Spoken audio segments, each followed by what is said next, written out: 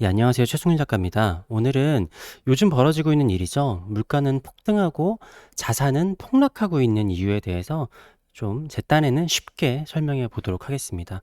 많은 분들이 요즘에 느끼실 거예요. 내가 산 주식은 폭락하고 있는데 왜 자산은 그러니까 왜 물가는 계속 올라가고 있는지. 자, 아주 근본적인 이유는 여러분들 많이 들어보셨을 텐데 양적 완화 때문에 그렇습니다. 뭐 지금 러시아 전쟁이라든가 뭐 유가 상승 여러 가지 이유들을 얘기를 하지만, 그리고 또 중국과 미국의 갈등 여러 가지가 있는데, 어찌 됐던 간에 근본적인 이유 자체는 양적 완화 때문이라는 겁니다. 자, 쉽게 얘기해서 100이라는 돈이 있었는데 양적 완화를 통해서 200으로 불어났다. 그러니까 애초에도 우리는 원래 그러니까 통화량이 계속 늘어나서 뭐 1년에 2~3% 정도 선진국이라고 하면 늘어나고 있었는데, 급격하게 우리가 팬데믹이 오고 여러 가지 경제 위기 때문에 이렇게 돈을 2배로 늘렸다라고 가정을 해보겠습니다. 지금부터 제가 얘기하는 비율과 수치 같은 거는 이해하기 쉽게 하기 위한 거니까, 이게 지금 실물 경제랑 지금 현재의 경제랑 연결되는 건 아니다. 기본 개념을 위한 예시라고 봐주시면 될 것 같습니다. 자, 예를 들어서 평소에 40%라는, 그러니까 100이 이 세계에 존재하는 돈이라고 가정했었을 때 40이라는 돈이 자산에 있었다라고 해보겠습니다. 뭐 부동산이라든가 주식이라든가 채권이라든가 여러 가지 우리가 자산이라고 불리는 것들요. 그리고 60이 실물 경제에서 돈이라는 게 있었다라고 해보겠습니다. 실제로 우리가 자산이 더 커 보이지만 실물 경제에서 돌아가는 돈이 더 많다라고 알고 있어요. 뭐 이것도 정확한 비율은 6대4 이런 거는 아닙니다. 이거는 설명을 위한 비율이라고 보시면 돼요. 자, 실물 경제에서 쓰이는 것이다. 자, 근데 여기서 자산이라는 거는 탄력성이 굉장히 높아요. 여러분들 주식 같은 거는 뭐 하루에 또 막 뭐 일주일이면 막 몇 배씩 오르기도 하고 막 그러잖아요. 이번에 비트코인도 보면은 몇십 배씩 막 오르는 코인들 같은 것들도 있고. 근데 실물 경제에서는 내가 샀었던 핸드폰이 바로 다음날 10%가 오르고 일주일 후에 2배가 되고 이런 일들은 잘 일어나지 않아요. 그러니까 베네수엘라처럼 뭐 경제가 완전히 망가지고 하이퍼 인플레이션 막 이런 게 오는 뭐 옛날에 독일 같은 경우나 그런 게 아니고, 그나마 정상적인 국가들이라고 하면은 실물 경제는 그 탄력성이 높지 않습니다. 자산은 주식 같은 거, 부동산은 급격하게 오르고 내리고 할 수가 있어요. 자, 어쨌든 이 100이라는 돈이 200이 되었다라고 해보겠습니다. 이 돈의 양이 늘어나는 거는 뭐 그 메커니즘이 여러 가지가 있게 되는데, 기본적으로 뭐 대출, 뭐 빚에서 기인한다라고 보시면 될 것 같습니다. 어찌됐든 간에 돈의 양이 2배로 늘었다라는 거는 무엇을 의미하냐면은 돈의 가치가 반토막이 났다라는 것과 같은 얘기입니다. 그래서 사실은 돈의 양이 2배가 많아진다고 하더라도 이 모든 돈이 골고루 나뉘어지게 되면은 실제로 수치만 올라갔을 뿐 똑같아져요. 그러니까 내 임금도 2배가 됐는데 내가 사 먹는 밥이 2배가 됐다. 그러면 사실은 똑같은 겁니다. 부동산도 2배가 되고 주식도 2배가 되고 이런 식으로 가면은 애초에 돈을 풀 이유조차 없어요. 근데 이 풀린 돈들이 순차적으로 흘러가게 됩니다. 그래서 이 풀린 돈이 가장 먼저 흘러가는 게 바로 자산시장입니다. 왜냐? 이 돈이 늘어나는 메커니즘의 출발 자체가 대출, 빚에서 시작한다 그랬잖아요. 우리가 부동산을 사거나 주식을 사거나 그랬을 때 우리가 대출을 많이 일으키죠. 해가지고 실물 경제에도 조금 반영이 될 수도 있겠지만, 쉽게 생각해서 시간이 지났을 때 이 비율이 70이, 돈의 양이 실물 경제가 70이 되었다라고 해보겠습니다. 자, 이 상태에서 나머지 200 중에 70을 빼면은 자산은 130이 되어버렸습니다. 자산 시장은 이렇게 탄력성이 있기 때문에 200으로 갑자기 늘어난 돈들이 다 자산 시장으로 흘러가는 거죠. 자, 대충 봤었을 때 60에서 70이 된 거는 실물 자산은 10에서 20%가 올랐다라고 볼 수 있을 텐데, 자산은 40에서 130이 됐으니까 3배 이상, 300%가 상승한 거다라고 라고 볼 수 있겠습니다. 실제로 우리가 그런 얘기를 많이 했었어요. 팬데믹이 우리가 닥쳤었을 때 넘치는 유동성들이 자산 시장으로 흘러갔다 해가지고 실제로 주식이나 뭐 여러 가지 것들이 2배 이상씩은 다 오른 거를 보실 수 있었겠죠. 그리고 뭐 코인 같은 거는 막 수십 배가 오르기도 하고.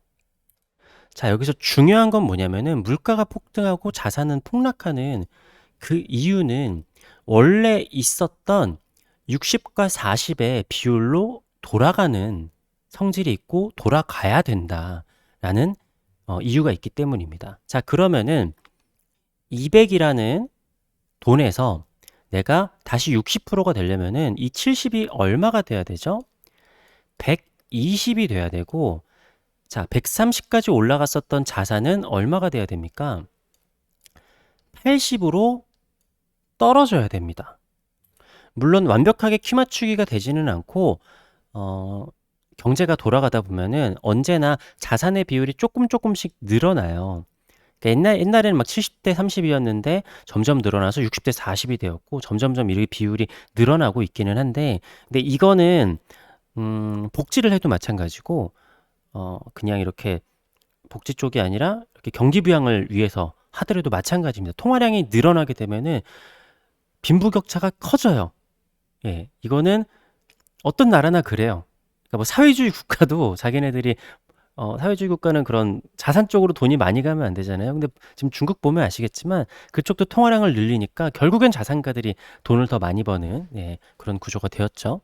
어쨌든 거기까지 가면 좀 복잡하니까, 자, 자산이 그래서 40이었던 게 130이 갔다가 이게 80으로 갑니다. 130에 갔다가 80이 되면은 뭐 체감상으로 봤을 때는 한 2배, 그러니까 절반 정도가 깎이게 되는 거죠. 어쨌든 이게 80까지 갔다가 한 90까지 다시 올라가는 정도가 일반적이긴 할 텐데 그냥 이렇게 이해를 하시면 됩니다. 자, 그리고 실물 경제에서는 70이었던 게 120이 돼야 되잖아요. 그러면은 이게 거의 뭐 한 7에서 80% 정도가 이게 올라가야 돼요. 이렇게까지 키 맞추기가 되어야지 제가 아까 말씀드렸었던 내 월급도 2배, 부동산 가격도 2배, 그리고 내가 사는 밥값도 2배 해가지고 예전 같은 우리가 평상시로 돌아갈 수 있는 겁니다. 자, 근데 보면은 물가가 올라가면은 물가가 올라간 만큼 내 임금도 올라가야지 이것들이 키 맞추기가 되는 거잖아요. 근데 이 임금이라는 게 올라가는 거는 속도가 느립니다. 자산 같은 경우에는 뭐 1년 사이에도 2배가 늘어나고 이렇게 될 수가 있지만 임금 같은 경우에는 진짜 빨라봐야 1년에 10% 정도씩이에요. 근데 이 10%도 빠르다고 해가지고 막 이렇게 뭐 싸움이 나고 이번에 뭐 경제부총리도 그런 얘기를 했었죠. 그러면 또 그런 생각이 드실 거예요. 아니, 자산의 비율이 커지고 실물 경제에 들어가는 돈이 작아지고 하면은 되지 않냐라고 하실 수 있겠지만 예전에 그런 일들이 실제로 있기도 했었는데요. 그럼 무슨 일이 벌어지냐?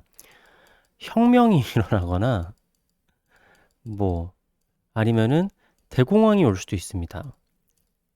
그러니까 어찌 됐던 시간이 지나면은 이 키 맞추기가 이루어져야 되는데 자산이 만약에 80이 되고 실물이 20경제까지 갔는데 이게 다시 되돌아가려고 한다? 이러면은 그때 벌어진 게 대공황이에요. 그러니까 뭐 정확하게 이렇지는 않은데 대충 개념이 이렇다라는 거예요. 그러니까 사람들이 다 주식만 사고 자산만 사고 일은 안 하고 그런 식으로 돈이 다 그쪽으로 몰아져 가니까 그걸 어느 정도 선에서 끊어주고 다시 키 맞추기로 왔다가 다시 갔었어야 되는데 그거를 그냥 쭉 가버린 거예요. 그래서 이 균형이 너무 심각하게 무너졌기 때문에 그러면은 망해버립니다. 어느 정도에서는 어느 선에서 멈춰야 돼요. 근데 이번에 원래 팬데믹이 오기 전에 양적 완화를 많이 했었기 때문에 키 맞추기를 했었어야 되는데 팬데믹 때문에 어쩔 수 없이 양적 완화를 더 해버렸어요. 그러니까 지금 자산의 폭락과 물가의 폭등이 더 심하게 오는 겁니다.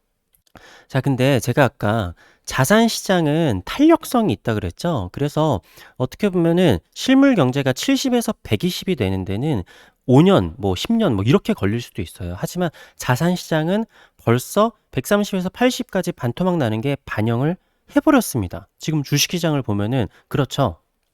자산이 곤두박질 쳤음에도 아직까지는 통화량이 늘어난 거에 비해서 실물 경제가 돈이 적고 상대적으로 싸 보이기 때문에 자산은 폭락해서 세상이 망한 것 같지만 사실은 사람들이 아직까지 돈의 여유가 조금 있어요. 그래서 이제 개미들은 여기서 주식이나 자산에 아직 여유가 좀 있으니까 막 쏟아부었다가 네, 다 털리는 겁니다.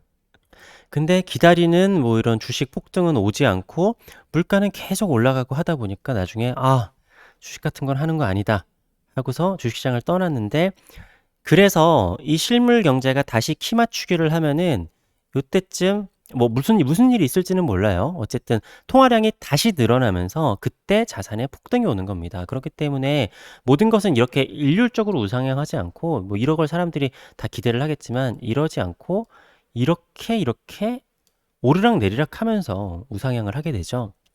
자, 근데 여기서 현대 사회에서는 조금 더 문제가 있습니다. 자, 뭐냐면은 임금이에요. 임금이라는 거는 올라가기는 올라갑니다. 올라가는데 현대의 기업들 사업을 하는데 가장 사람들이 사활을 걸고 있는 게 뭐냐면은 자동화예요. 왜냐? 내가 쓰는 비용 중에서 가장 많은 비용이 바로 인건비라는 겁니다. 인건비. 인건비를 줄이는 게 많은 기업들의 가장 큰 목표고, 투자를 하는 사람들도 이 기업이 얼만큼 인건비를 적게 쓰면서 효율을 나타내느냐.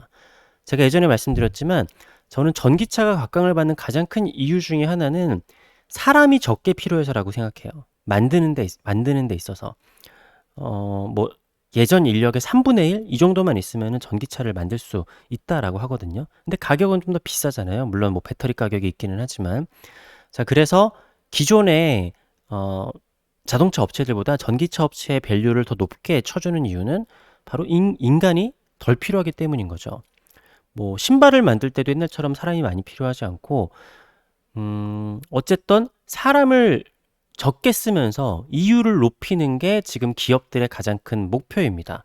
그러니까 플랫폼 기업들이 더 각광을 받는 이유도 그런 거였죠. 그래서 뭐 네이버나 삼성전자 이런 돈 잘 버는 기업들이 임금이 올라가기는 하는데 일자리 자체는 떨어져요.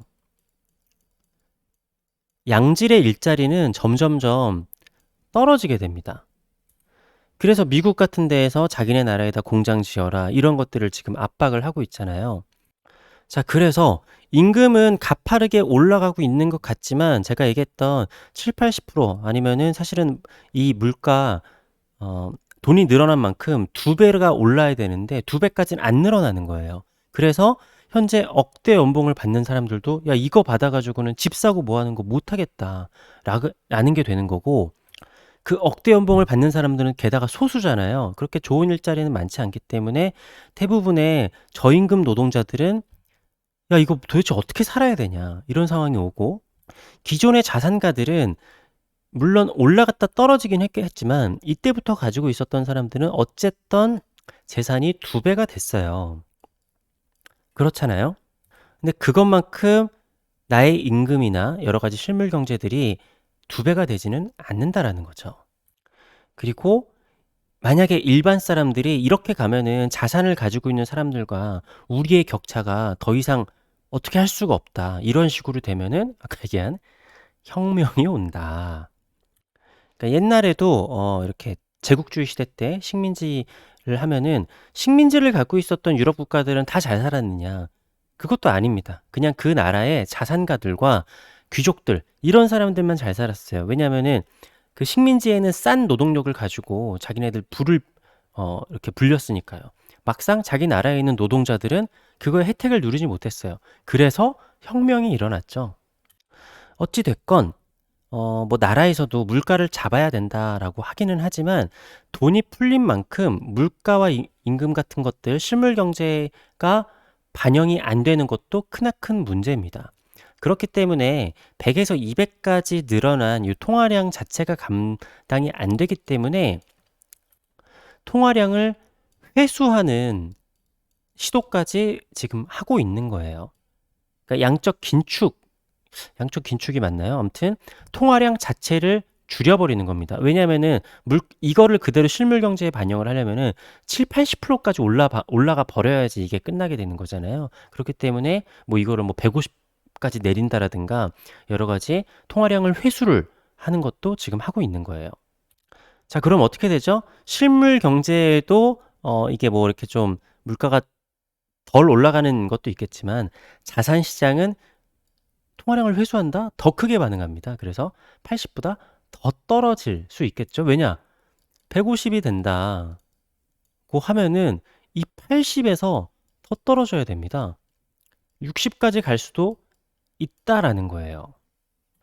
그러니까 40 갔던 게 130 갔는데 60까지도 갈 수 있다. 통화량을 이렇게까지 많이 회수하면. 그럼에도 그 전보다 1.5배의 통화량이 있기 때문에 실물 경제는 아직도 50%가 올라야 된다. 자, 그러면은 야, 이렇게 하니까 이렇게 혼란스럽네. 처음에 얘기했던 것처럼 통화량을 늘려서, 그러니까 통화량을 늘린다라는 거는 이거는 경기 부양을 하는 거거든요. 그러니까 지금 경기가 침체되고 있잖아요. 경기가 너무 침체되면은 경기를 부양을 하는데, 경기 부양하는 데는 돈을 푸는 게 지금까지는 최고다 하는데, 모든 곳에 똑같이 순식간에 돈이 2배가 그냥 늘어난다. 그러면은 아무 의미가 없다라고 말씀드렸잖아요. 이렇게 해서 순차적으로 이 돈들이 흘러가게 되는데, 그러면서 양적 완화를 통한 이러한 그 통화량의 증가는 자산의 폭등과 다시 또 하락, 그리고 물가의 폭등이 올 수밖에 없다. 근데 이 탄력성이 다르기 때문에 자산은 엄청난 탄력성을 가지고 있는데 실물 경제는 막 1년에 10% 오르는 것도 어마어마한 일이기 때문에 이 폭등, 이 개념이 이제 자산하고 실물 경제하고 다르게 들어가고 있고, 지금 우리가 이거를 겪고 있기 때문에 자산은 끝없이 폭락하고 있고 실물 경제에서 물가는 계속 올라가고 있는데, 이 키 맞추기가 어느 정도 되어야지 국가라는 거를 유지를 할 수가 있다라는 이야기입니다. 좀 쉽게 설명한다고 설명했는데 쉽게 이해가 됐을지 모르겠습니다. 물론 더 복잡하고 여러 가지 일들이 있는데, 기본적으로는 지금 일어나는 모든 일들은 통화량이 늘어났기 때문이고, 기존의 실물 경제, 이거는 뭐 이 비율은 중요하지 않다고 그랬어요. 예를 들어서 실물 경제 60, 자산이 40이 있었는데 통화량이 2배 늘어난 만큼 200이 됐는데 자산은 130이 됐다가 지금 180이 되는 중이고, 실물 경제는 60이 됐다가 70, 120을 향해서 나아가는 중이다. 이렇게 이해를 하시면 되겠습니다. 뭐 여기서 그러면은 뭐 미래는 모르겠지만 자산이 다시 오르는 시기는 요게 키 맞추기가 되었을 때, 아니면 키 맞추기가 조금 더 이렇게 일그러질 수도 있겠지만, 그때쯤에 경기 부양을 하기 위해서 통화량이 늘어나면은 다시 또 자산 가격이 올라갈 수 있겠죠. 그래야지 그쯤 돼야지 우리도 돈 모으면은 뭐 집도 사고 하는 꿈을 이룰 수 있는 거니까. 그러니까 임금이 10%도 안 올랐는데 자산 가격은 300% 이렇게 올라 버리면은 이거는 뭐 말이 안 되는 거잖아요. 그렇기 때문에 말이 되는 가격으로 다시 와야지 혁명이 일어나지 않는다라는 이야기입니다. 긴 영상 봐주셔서 감사합니다. 이 다음 영상에서는 제가 그러면 금리가 인상되고 인하된다라는 것은 어떠한 것이고 그게 경제에 어떻게 반영이 되는지에 대해서 제가 영상을 만들어서 올리도록 하겠습니다. 감사합니다.